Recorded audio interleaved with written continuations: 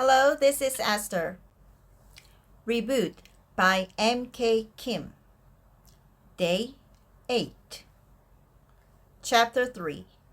I won because I choose not to. Over the last few months, I've met so many people, intellectuals, CEOs, and leading authorities in their respective fields. I thought that considering who and what they were, they must already have answers. They must know where the world is headed. But the more I talked with them, the more it became clear to me that there are very few people who have answers. I met all kinds of experts, but it was rare to find somebody who could, based on reliable information and logic, give me a convincing analysis and explanation of what the post-coronavirus world would be like. It was same with their jobs and businesses. I thought that they must be connecting at least a few dots in order to manage their businesses and make predictions about their future. But I was wrong. Page 44. What is going on with these people who are so smart and so full of passion? With all their applications, why can't they answer the question that we've all been asking ourselves for months now? Then it dawned on me. The reason that the brightest minds still can't find the answers is that formulas are consistently changing. And the new formulas are extremely complicated. In the past, it was clear what people liked. What attracted people generated profits and would grow businesses. You could absolutely make a living by using the same formula that's been around for decades, touching it up with just a little innovation. But the coronavirus killed the old formula and replaced it with a new one. New rules such as non-contact and digital-first structures turned everyone's perspective upside down. The bigger the industry, the more likely people are to expect formulas to stay the same. But that is just a complacent delusion. It might work out that way if just one out of numerous industries were affected. But the coronavirus is affecting countless industries, including travel, restaurants, entertainment, and retail, not to mention big shopping malls and small businesses. It is pushing all those industries to the crossroads of life and death.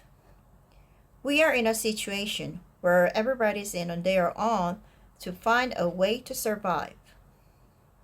Those with more vested interests find it harder to scarcely confront the situation.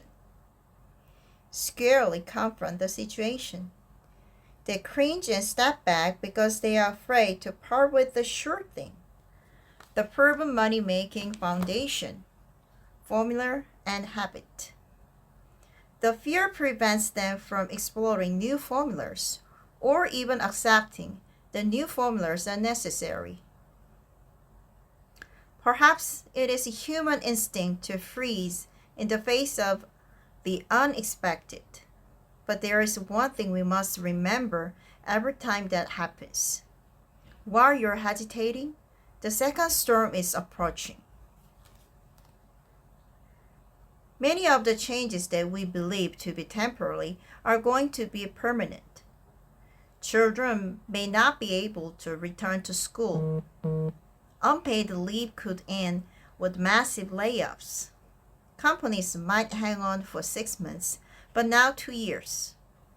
The same goes for individuals. Soon there will come a moment when companies and individuals will either go bankrupt or change their industries in order to survive. So now you have a serious question to ask yourself. Did I really accept the post-coronavirus world into my life?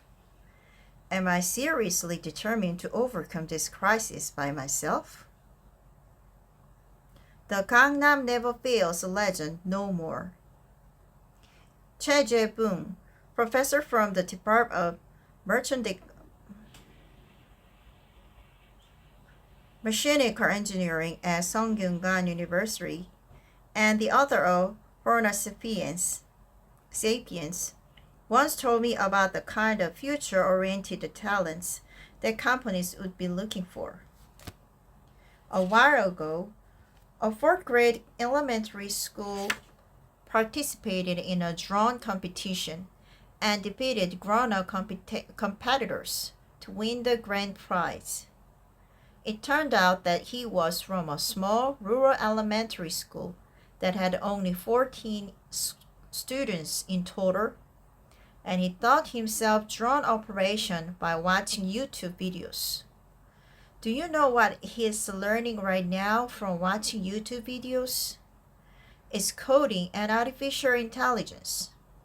He is building a self-operating drone on his own. Don't you think I'd love to hire students like him if I were a CEO? In fact, the most successful IT companies these days don't care much about the educational backgrounds of job candidates. What they care about most is skills that can be put to use in the field right away because that's what they need urgently. Experts knew that this formula would become universal in time, but the coronavirus accelerated its process. That means that the prominent status that the 8th school district in Gangnam and the college prep private academies in Daechidong have always held will tumble before long. Besides, if online classes become the new normal, what's the point of going to all those prestigious high schools in Gangnam? You don't really need to spend a lot of money to send your children to expensive private academies and live in an expensive apartments in Gangnam. Naturally, this trend will depress the real estate market in Gangnam as well. It won't take long before the end of the Gangnam Never Falls legend.